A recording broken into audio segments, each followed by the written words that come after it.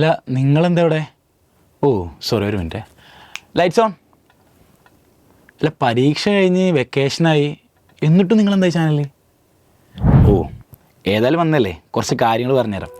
ഈ ക്രിസ്മസ് വെക്കേഷൻ്റെ 10 ദിവസം എന്ന് പറഞ്ഞു കഴിഞ്ഞാൽ നമുക്ക് ഇതുവരെ ഉണ്ടായിട്ടുള്ള ഷെഡ്യൂളിൽ നിന്നും അല്ലെങ്കിൽ ഇതുവരെ എക്സാമിനേഷൻ്റെ സ്ട്രെസ്സും കാര്യങ്ങളും ഒക്കെ ആണ് നമ്മൾ കടന്നു പോയിട്ടുള്ളത്.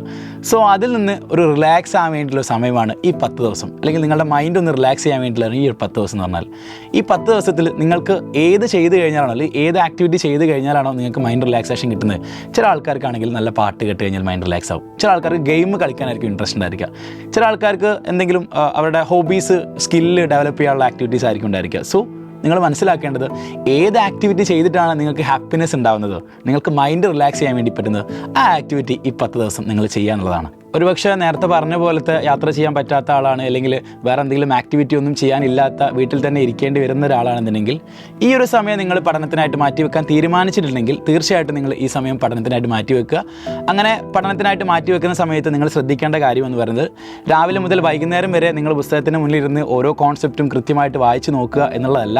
നിങ്ങൾക്ക് ഡിഫിക്കൽട്ടി ആയിട്ട് തോന്നുന്ന ചില ചാപ്റ്റേഴ്സ് ഉണ്ടായിരിക്കും, ചില പ്രോബ്ലംസ് ഉണ്ടായിരിക്കും, ചില കോൺസെപ്റ്റുകൾ ഉണ്ടായിരിക്കും. അത് മാത്രം ഒരു 2-3 മണിക്കൂർ എടുത്തുകൊണ്ട് മാത്രം നിങ്ങൾ പഠിച്ചാൽ മതി.